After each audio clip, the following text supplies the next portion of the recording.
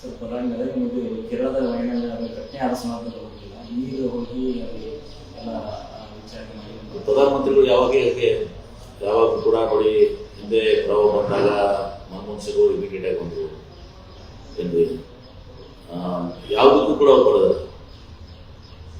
ಈ ವಯನಾಡು ಬಂದಿದಾರಲ್ಲ ಅದೇ ಒಂದು ದೊಡ್ಡ ಮಾತು. ತಡವಾಗಿ ಬಂದರೂ ಕೂಡ ಬಂದಿದಾರಲ್ಲ, ಮತ್ತು ಬಂದು ಖಾಲಿ ಕೈಲಿ ಹೋಗಬೇಡ. ಈಗಾಗಲೇ ನಮ್ಮ ರಾಷ್ಟ್ರ ನಾಯಕರಾದಂಥ ರಾಹುಲ್ ಗಾಂಧಿಯವರು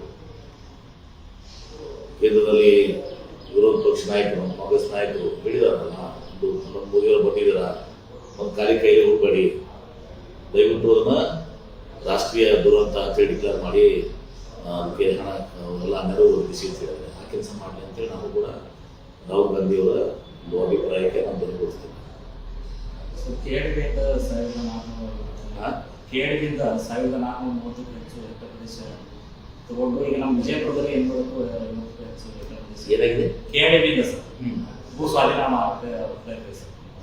ಭೂ ಸ್ವಾಧೀನ ತಮ್ಮ ಇಲಾಖೆಯಿಂದ ಸರ್ KDBಯಿಂದ ಭೂ ಸ್ವಾಧೀನ ಪ್ರಯತ್ನ ಮತ್ತು ವಿಜಯಪುರ ಕೈಗಾರಿಕೆ ಅಭಿವೃದ್ಧಿ ದೃಷ್ಟಿಯಲ್ಲೂ ಒಂದಿಷ್ಟು ಮೀಸಲಿಟ್ಟು ಅನ್ನೋದು ಇದೆ. ನೋಡೋಣ, ಅದನ್ನೆಲ್ಲ ನಾನು ಚೆಕ್ ಮಾಡ್ತೀವಿ. ಹಳೆ ಇದರಲ್ಲಿ ಎಷ್ಟಾಗಿದೆ ಕೈಗಾರಿಕಾ ಇದರಲ್ಲಿ ದಿವಸ ನಾವು ಒತ್ತು ಕೊಡ್ತಾ ಇದ್ದೀವಿ. ಬಿಜಾಪುರಕ್ಕೆ ಒಂದು ಇಂಡಸ್ಟ್ರಿ ಸ್ಟಾರ್ಟ್ ಮಾಡಲಿ ಅಂತೇಳಿ ಕೆಲವೊಬ್ಬರ ಜೊತೆ ಮಾತನಾಡಿದ್ದೀವಿ.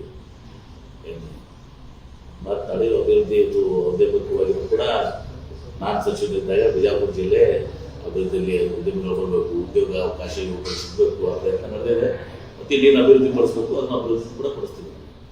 ಹಿಂದೆ ಏನು ತಪ್ಪುಗಳಾಗಿರೋದನ್ನು ಬಿಡಿ, ಈಗ ಇನ್ನು ಮುಂದೆ ನಾವು ಅದನ್ನು ಅಭಿವೃದ್ಧಿ ಪಡಿಸ್ಬೇಕು, ಭೂ ಸ್ವಾಧೀನ ಮಾಡ್ಕೋಬೇಕು, ಭೂಸ್ವಾಧೀನ ಮಾಡಿದ ಅದನ್ನು ಅಭಿವೃದ್ಧಿ ಪಡಿಸಿ ಅದೆಲ್ಲ ಕ್ರಮ ಕೈಗೊಳ್ತೀವಿ.